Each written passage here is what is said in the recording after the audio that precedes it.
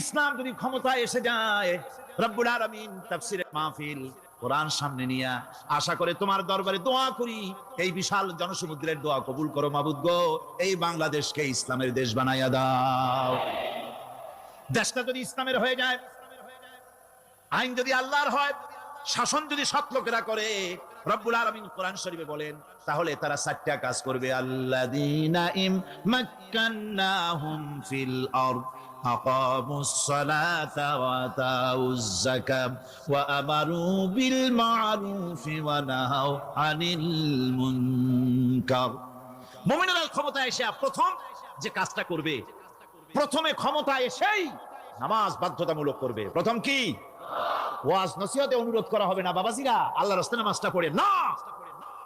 Radio এবং টেলিভিশনের মাধ্যমে রাষ্ট্রপ্রধান অর্ডার করে দিবেন, যারা আকেল বালিগ সকলের জন্য নামাজ বাধ্যতামূলক, নামাজ পড়তেই হবে, এটা অর্ডার। বেলা যখন 1টা বেজে যাবে, বেলা যখন 1টা বাজবে, সমস্ত মসজিদে আজান শুরু হয়ে যাবে।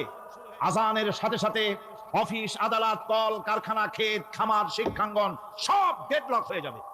আধা ঘন্টার জন্য বন্ধ হয়ে যাবে।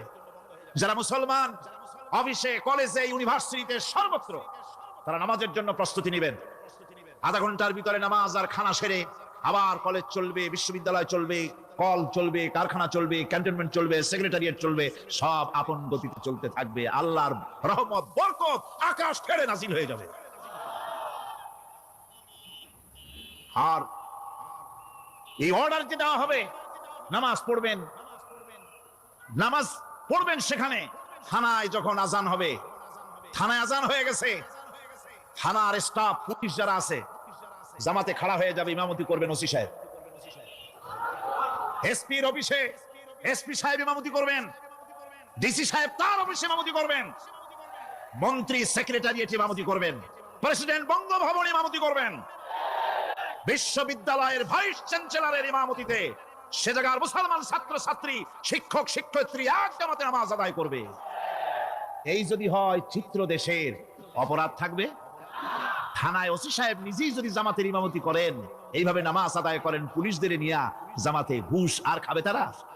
এসপি সাহেবের অফিসে, ডিসি সাহেবের অফিসে মন্ত্রীরা যদি ভাবে নামাজ কায়েম করে, তাহলে কি অন্যায় অপরাধ কিছু থাকবে সমাজে?